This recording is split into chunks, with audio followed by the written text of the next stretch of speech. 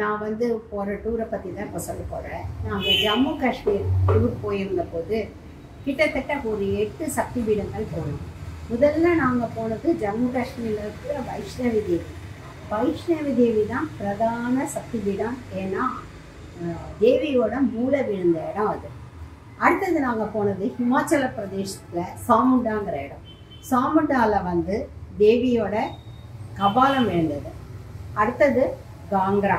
காங்க்ராவில் என்ன விழுந்ததுன்னா தேவியோட மூக்கு விழுந்த பகுதி அது. அடுத்தது நாங்கள் போனது ஜுவாலாமுகி. அந்த ஜுவாலாமுகியை பற்றிய கதையை தான் நான் இப்போ சொல்ல போகிறேன். ஜுவாலாமுகியில் வந்து தேவியோட நாக்கு விழுந்த இடம். அதுக்கப்புறம் நாங்கள் போனது சிங் பூரணி. சிங் பூரணியில் தேவியோட நெற்றி பாகம் விழுந்ததாக சொல்கிறாங்க. அடுத்தது நாங்கள் சென்றது நைனா தேவி.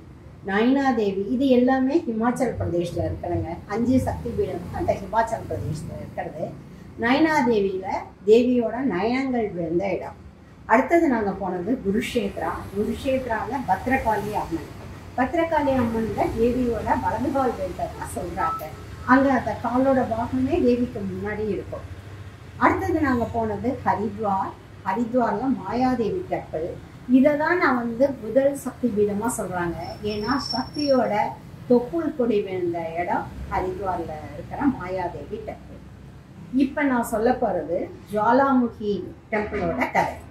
ஜுவாலாமுகி டெம்பிள்ங்கிறது அக்பர் காலத்தில் பகத்னு ஒரு பெரிய ராஜபுத்திர வீரன் இருந்தான்.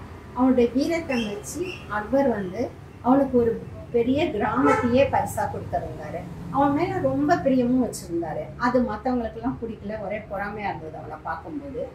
அப்போ பகத் என்ன பண்ணுறான், அவனுடைய குலதெய்வம் வந்து ஜுவாலாமுகி. ராஜபுத்திரனோட குலதெய்வம் ஜுவாலாமுகி. ஸோ அவன் தன்னுடைய எல்லா சொந்தக்காரங்களும் சுற்றங்கள் எல்லாரையும் கூப்பிட்டு நம்ம குலதெய்வத்துக்கு படையல் போட்டு வருவோம் அப்படின்னு கூப்பிடுறான். எல்லாரும் அவனுடைய கிராமத்தில் வந்து கும்பிடுறாங்க. அவன் நிறைய குதிரைகள் சேகரிக்கிறான், பல்லக்கு வண்டி எல்லாம் சேகரிக்கிறான். எல்லாரும் குடும்பத்தோட போகிறதுக்கு. அதை பார்த்த இவங்களோட ஸ்பை அக்பரோட ஒற்றர்கள் என்ன பண்ணுறாங்கன்னா, இவன் வந்து படை சேகரிக்கிறான், உங்களை எதிர்த்து போர் புரியறதுக்காக பகத் வந்து படை சேகரிச்சுட்டு இருக்கான்னு வந்து அக்பர்கிட்ட சொல்லிடுறாங்க. அக்பருக்கு உடனே கோபம் வந்துடுது. அவனை கூப்பிட்டு கேட்குறாரு, பகத் என்ன பண்ணிட்டு இருக்க நீ அப்படின்னு கேட்குறாரு. அவன் உண்மையே சொல்கிறான், நான் வந்து குலதெய்வத்தை வழிபடத்துக்கு போகிறேன் ஜுவாலாமுகிக்கு. அதுக்காக குதிரைகளும் வண்டி மாடு பல்லக்கு இதெல்லாம் நான் சேகரிச்சுட்டு இருக்கேன் ராஜா அப்படின்னு சொல்கிறான். உடனே ராஜா என்ன பண்ணிடுறாரு, ஒரு பெரிய கத்தியை எடுத்து அவனுடைய குதிரையோட கழுத்தை வெட்டிடுறாரு. வெட்டிட்டு, உன்னுடைய தெய்வம் உண்மையாக சக்தி உடையதாக இருந்தால் நீ அங்கே போயிட்டு நேராக என்கிட்ட தான் வரணும், அந்த குதிரை வந்து உயிர் பெட்டி எழிஞ்சிருக்கணும், இல்லைன்னா உன்னோட கழுத்தையும் நான் வெட்டிடுவேன் பகத் அப்படின்னு சொல்லி அனுப்பிச்சிட்டாரு. அனுப்பிச்சுட்டு ரொம்ப சோகமாக ஊருக்கு திரும்புகிறான். ஊருக்கு திரும்பி எல்லாரோடையும் ஜுவாலாமுகிக்கு போகிறான். அங்கே போய் சொல்கிறான், ராஜாவுக்கு என் மேலே நம்பிக்கை இல்லை, நான் சொன்னதை அவங்க ஏற்றுக்கல, அதுக்கப்புறம் நம்ம உயிர் வாழ்ந்து பிரயோஜனம் இல்லை, நான் போனாலும் என் குதிரைக்கு நீ உயிர் கொடுக்க போகிறதில்ல தேவி, என்னையே அவர் வெட்டிடுவார், அவருக்கு போய் என் தலை போகிறதுக்கு பதில் உன்னுடைய பாதங்களில் என்னோட தலையை சமர்ப்பணம் பண்ணுறேன் அப்படின்னு வேண்டிட்டு தன்னுடைய தலையை தானே அறுக்கிறான். தேவியோட தட்டில் வந்து விழுது அந்த தலை. உடனே தேவி பிரசன்னமாகறா.